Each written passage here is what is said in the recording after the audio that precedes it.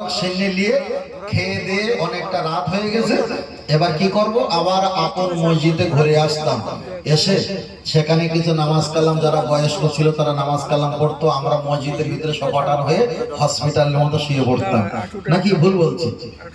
হসপিটালের মতো শুয়ে পড়তাম। যাক, বাপ চাচারা নামাজ পড়তো, আমরা খেয়ে দিয়ে ক্লান্ত হয়ে গেছে শুয়ে পড়েছি। একদম সকালবেলা ফজরের আগে ইমাম সাহেব হাফেজ সাহেবরা এসে ডেকে দিত। আমরা আবার কেউ উজু করি কেউ না করি অত কিছু বুঝতাম না। ওদের সঙ্গে আবার নামাজ পড়ে আবার হাত তুলে মোনাজাত করতাম। সকালবেলা বাড়িতে এসে বেলা 1টা 12টা 10টা 11টা পর্যন্ত ঘুমাতাম। এইভাবে আমাদের একটা শবে বরাত পালন চলে গেছে। এই যে একটা শান্তি, একটা মজা, একটা আনন্দ ছিল। আচ্ছা, এই শান্তি মজা আর আমাদের ভিতরে আছে বলে মনে হয়?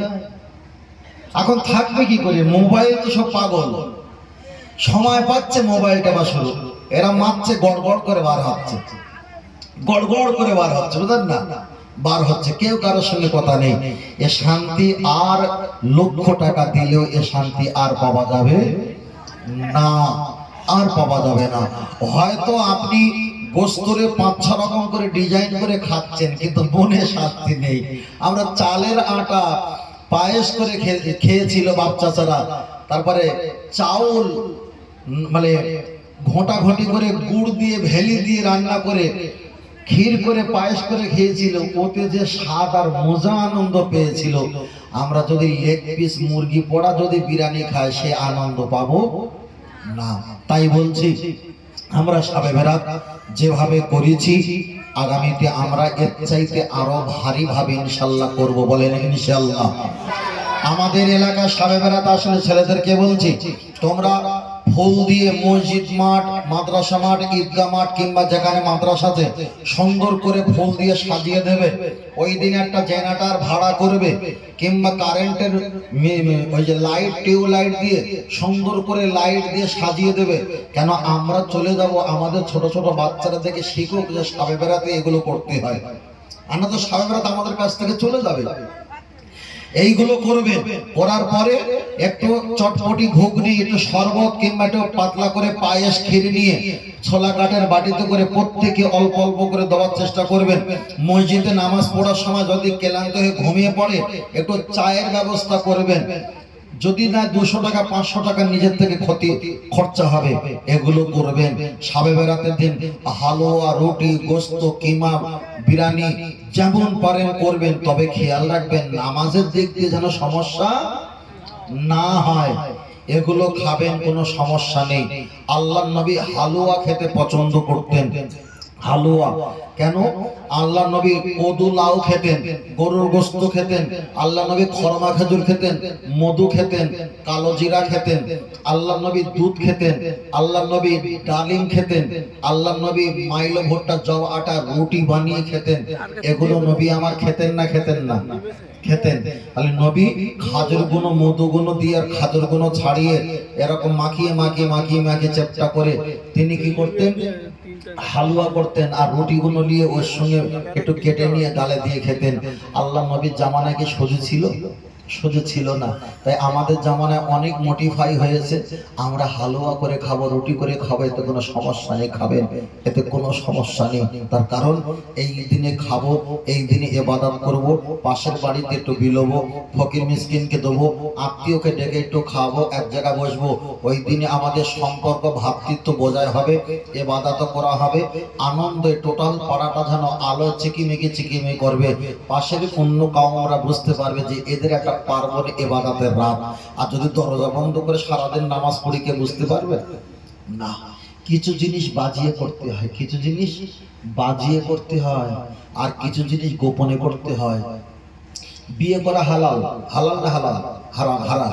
আচ্ছা, বিয়ে করতে হয় গোপনে না প্রকাশ্যে? সকলকে জানাতে হয়। কবুল বলেছো কিনা তাকে আবার শোনাতে হয়, হয় না? তাহলে এই জিনিসটা গোপন না, এটা প্রকাশ্যে। ইসলাম সব জিনিসটা প্রকাশ্যে, কাঁপিও প্রকাশ্যে। হ্যাঁ, গোপনে গোপনেও করো, এটাও ভালো, প্রকাশ্যেও করো ভালো। তবে একেবারে প্রকাশ্যে নয়, একেবারে গোপনে নয়, মিলে ঝিলে করতে হবে। আল্লাহ আমাদেরকে হেফাজত করো। সকলে বলেন আল্লাহুম্মা আমিন। আরেকটা সকলে বলে আল্লাহুম্মা আমিন। আপনারা প্রত্যেকে কবরবাসীর কাছে গিয়েছিলেন ইমাম সাহেবকে সঙ্গে করে নিয়ে, মাশাআল্লাহ। প্রতিটা কবরে যাবেন, প্রতিটা কবরে সকলে দলবদ্ধ তকবীর দেবেন, তকবীর দিতে কবরের কাছে যাবেন, গিয়ে হাত তুলে মোনাজাত করে কবরবাসীরা খুব খুশি হবে যে আমার ছেলে নাতি পোতারা আলা আওলাদরা এসেছে, বহু বছর পর আপনাদের দেখবে, খুশি হবে, বিরাট খুশি হবে। আল্লাহ আল্লাহ নবী দিন দুনিয়ার বাদশাহ হুজুর আমার জানিয়ে দিলেন। আল্লাহ দেখা যায় কোরআন শরীফের পরে একটা হাদিসের কিতাব, ওই কিতাবটার নাম হলো বুখারী শরীফ। বুখারী শরীফের একটা ভিতরে অধ্যায় আছে, অধ্যায়টার নাম হলো জিয়ারাতুল কুবুর, কিভাবে কবর জিয়ারত করতে হয়। ওই অধ্যায়ের ভিতরে সবকিছু পাওয়া যায়। আল্লাহ নবী আমার রাতের অন্ধকারে জান্নাতুল বাকি, জান্নাতুল মুআল্লা চলে যেতেন। জান্নাতুল বাকিতে গিয়ে বলতেন, ওরে আহলে বাকি, আমি তোমাদের কাছে এসেছি তো দোয়া চাইতে, দোয়া করতে এসেছি। একদিন হয়তো তোমাদের সঙ্গে আমি মিলিত হয়ে যাব। তাহলে এখানে প্রমাণ পাওয়া যায় নবী আমার রাতের বেলা কবর জিয়ারত করেছেন। আল্লাহ নবী তাদের জন্য কান্নাকাটি করেছেন। তাহলে রাতের বেলা নবী আমার কবর জিয়ারত করেছেন। একটা নবী আমার জানিয়েছেন না নিজের আম্মা জানের সঙ্গে করে আব্বা জানের কবরটা জিয়ারত করতে গিয়েছিলেন। উম্মে আয়মানকে সঙ্গে করে নিয়ে আল্লাহর নবী দিন দুনিয়ার বাদশাহ হুজুর আমার নিজের আব্বা জানের কবরটা জড়িয়ে আব্বা আব্বা বলে কেঁদেছিলেন। ও কবর জিয়ারতটা করেছিলেন দিনে, আবার তিনি বাড়িতে থাকার পর কবরটা জিয়ারত করেছিলেন গভীর রাতে। গভীর রাতে আমরা কবর জিয়ারত করি দিনের বেলা, আবার শবে বেরাতে রাতেও কবর জিয়ারত করি। তাহলে দিনে করা ও জায়েজ, রাতেও কবর জিয়ারত করা জায়েজ। কেন? আমার নবী দুই সময় করেছে, দিনের আলোতে করেছে, রাতের অন্ধকারে করেছে। আমরাও দিনের আলোতে কবর জিয়ারত করি, রাতের অন্ধকারে কবর জিয়ারত করি। ওই জন্য আমাদের দলটা হলো নবিয়ানা দল, আর আরবিতে বলা হয় আহলে সুন্নাত আল জামাতের দল। ও আমার সোনামানিকেরা, আমি আপনাকে বোঝাতে চাই, কবর জিয়ারত করতে যাবেন তাদের জন্য একটু কোরআন খতম করবেন, তাদের জন্য একটু বকশাবেন, তাদের জন্য দরুদ শরীফ তওবা শরীফ পাঠ করবেন, তাদের জন্য কবরের কাছে গিয়ে ফারা পায়া দেহি দুখানি হাত তুলে আল্লাহ পাকের দরবারে দুখানি হাত তুলে দোয়া চাইবে। আল্লাহ নবী জানিয়েছেন তোমরা হাত তুলে কবর জিয়ারত করো, আব্বা মায়ের জন্য কোরআন পড়ো। কিছু ব্যক্তিরা বললেন, ও আল্লাহর নবী, আমরা তো আরবি কথা বলতে পারি কিন্তু কোরআনের সূরা এখন আমাদের মুখস্থ নাই। নবী বললেন পণ্যওয়ালা ব্যক্তি দিয়ে পড়িয়ে নাও। আল্লাহ নবী বললেন, আল্লাহ নবীকে বললেন হুজুর পারস্পরিক দেওয়ার মতো ক্ষমতা নাই। নবী বললেন তাও যদি না থাকে, সন্তান আওলাদ আব্বা মায়ের কবরের কাছে গিয়ে হাত তুলে বলো, আল্লাহ এটা আমার আব্বা জানের কবর, এটা আমার আম্মা জানের কবর। আব্বা আব্বা মা মা বলে যদি চোখ থেকে এক ফোঁটা পানি জারি হয়ে যায়, নবী আমার বললেন এই এক ফোঁটা চোখের পানির বাদৌলাতে আমার আল্লাহ পাক তোমার আব্বা মায়ের কবরের আযাবকে আল্লাহ মাফ করে দেয়। এ জওয়ান যুবকেরা, তাই আমি আপনাকে বলি, আব্বা মায়ের কবরের কাছে গিয়ে দুখানি হাত তুলে আব্বা মায়ের জন্য দোয়া চাইবে। চাতক পাখি না ফেল ফেল করে আমাদের দিকে তাকিয়ে আছে সন্তানেরা, আওলাদেরা আমাদের জন্য কি দান খয়রাত করে। এ সন্তান একটা বার তাকাও, তোমার যে তুমি যে ঘরে বসবাস করো এই ঘরটা কিন্তু তানাদের সম্পত্তি। তুমি যে ভিটাতে বসবাস করো এটাই হলো তানাদের সম্পত্তি। তুমি যে পুকুর ব্যবহার করো এটা হলো তানাদের সম্পত্তি। তুমি যে বাড়িতে বসবাস করো পরিবার পরিজনকে নিয়ে এটা হলো তানাদের সম্পত্তি। তারা খালি হাতে চলে গিয়েছে, শুধু মরণের 3টে কাপড় নিয়ে আমাদের কাছ থেকে পর্দা নিয়ে চলে গেছে। তারা চাতক পাখির ন্যায় ফেল ফ্যাল করে আমাদের দিকে তাকিয়ে আছে। সুখের দিনে তারা চলে গেছে, দুঃখের দিনে তারা আমাদের কাছে থাকতে পারলো না। দুঃখের সময় কত আশা করেছিল, কিন্তু সুখের সময় চলে গেছে। আজকে আপনাদের গাড়ি বাড়ি টাকা করি যদি মুরব্বীরা দেখতো কতই না খুশি হতো, কিন্তু তারা আজকে নাই। তাই নবী আমার বললেন, তোমরা যদি তাদের জন্য হাত তুলে দোয়া চাও, কোরআন পড়ে দোয়া চাও, নামাজে যদি দোয়া চাও, দান খয়রাত করে দোয়া চাও, এই দোয়ার বরকতে আমি আব্দুল্লাহর বেটা জানিয়ে দিলাম, আমার আল্লাহ ওই লাইলাতুল কদরে শাবে বারাতে রাতের বরকতে আমার আল্লাহ মুর্দাদের রূহ পাকে পৌঁছে দেয়। যাদের সওয়াব দোয়ার পরিমাণটা বেশি, আমার আল্লাহ তাদেরও শান্তি দেয় পরিমাণে বেশি। জোরে বলেন, আর একটু জোরে বলেন সুবহানাল্লাহ, নারে তাকবীর। ফের বলছি, কবর জিয়ারত করতে হবে। সাউন্ড বসে যাচ্ছে কেন বাবু? একটু শুধু সাউন্ডটা বাড়িয়ে দাও, 4টে বক্স দিয়েছো, একটু বাড়িয়ে দাও। ফের বলছি, কবর জিয়ারত আপনাদের আমাদের করতে হবে, হবে না? কবর জিয়ারত করতে হবে। ছেলেদেরকে বাচ্চাদের বলবো, আব্বারা যারা আছেন, আমার দাদুরা যারা আছেন, আপনারা জুম্মার দিন নামাজ পড়তে যান না মসজিদে? জুম্মার দিন নামাজ পড়ে আসার সময় অত তাড়াহুড়ো কেন? 10টা মিনিট সময় নাও, 10টা মিনিট সময় নিয়ে আব্বার কবরের কাছে তুমি হাত তুলবে। তোমার ছোট বাচ্চা দাঁড়িয়ে থাকবে, দেখবে তোমারও মতো কখনো হাত তুলবে, কখনো না হবে, কখনো হাত তুলবে, কখনো না হবে।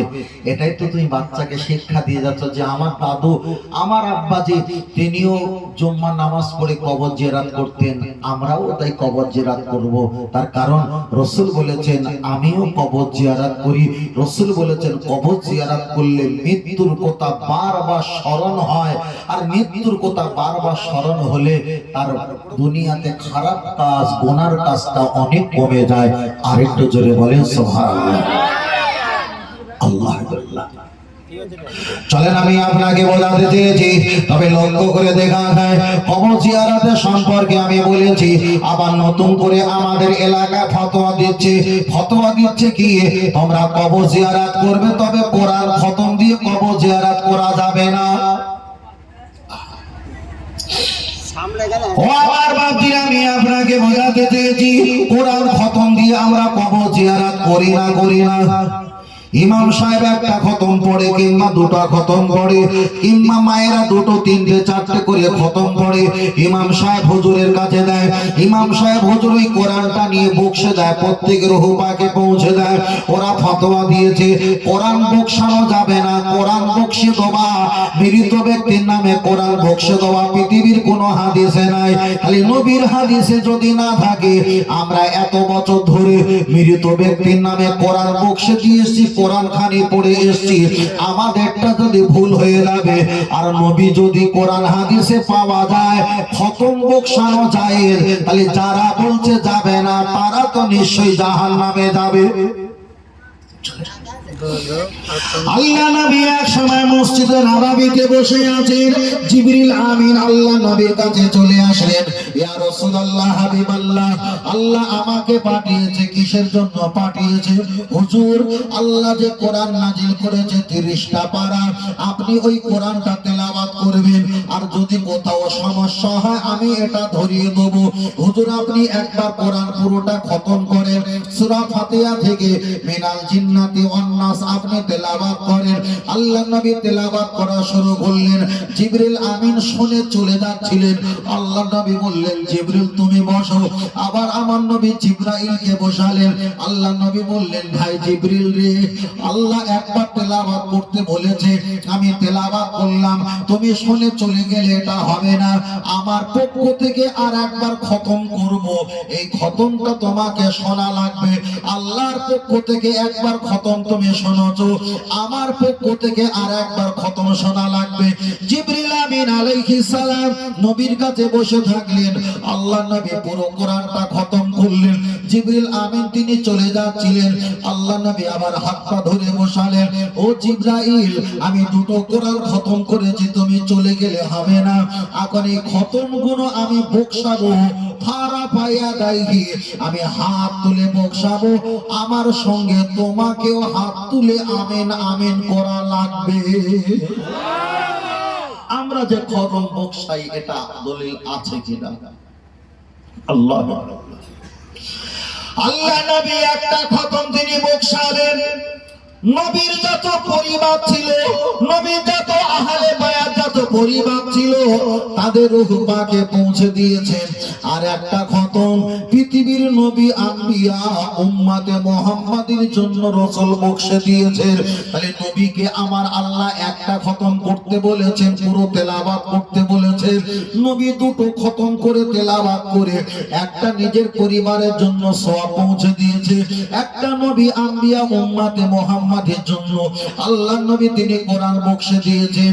এবার বলেন নবী যদি কোরআন একটা জায়গায় দুবার যদি কোরআন খতম করে মৃত ব্যক্তির নামে জীবিত ব্যক্তির নামে যদি সওয়াব পৌঁছে দেয়, আমরাও কোরআন বকশে খতম তেলাওয়াত করে মৃত ব্যক্তির নামে কোরআন বকশে দেই।